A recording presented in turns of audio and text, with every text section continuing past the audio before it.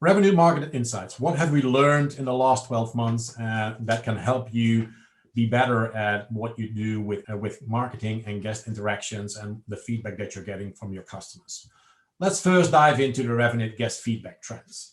Guest feedback, as you know, is a very important corner of our solution that we bring to you. It enables you to get the feedback from your customers in one environment, see the stats, do the analysis, and make sure that you take appropriate action on all the feedback that you get. Next to that, also, of course, the surveys, which is initiated by you and people that stayed at your property. Get good feedback from them, learn from them, and make sure that you do things better the next time and also create more operational excellence using the data that they provide to you.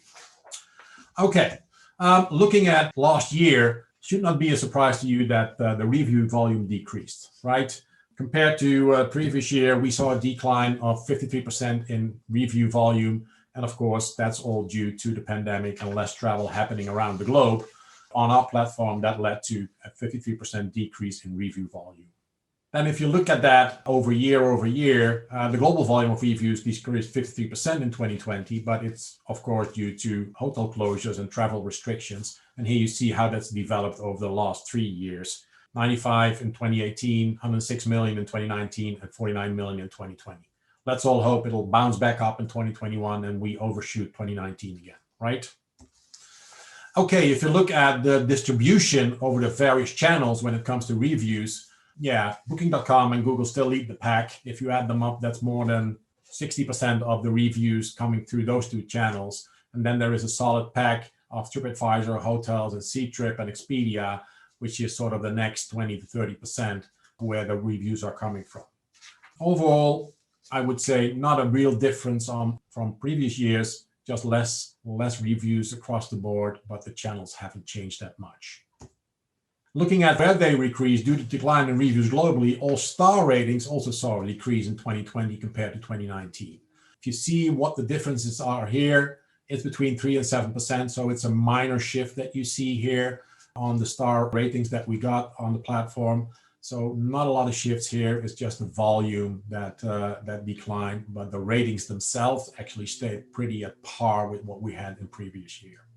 Then if you look at the ratings globally and what that was, the average rating globally was 4.2. So 0.03% year over year. So actually a small increase, which is encouraging to see. If you look at that across the different continents and also for some of the more detailed countries in the European region, there is some differences. These differences show, as you see here on the slide, from 4.0 to 4.4. But overall, it's about the same as what we've seen in 2019. There is a small increase in US, Canada, and Asia, but the rest stayed at par at what it was in the previous year. Then if you look at the average ratings per hotel class, there is some interesting stuff here. There is some declines and there's some increases. Upper scale and luxury are doing relatively well. They didn't see a decline. They actually saw an increase in 2020, which is interesting to see because of the level of travel that was happening.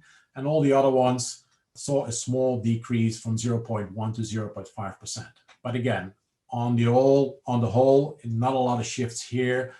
It was a steady state as it was, some small differences per class, but all in all, staying reasonably steady in 2019 versus 2020.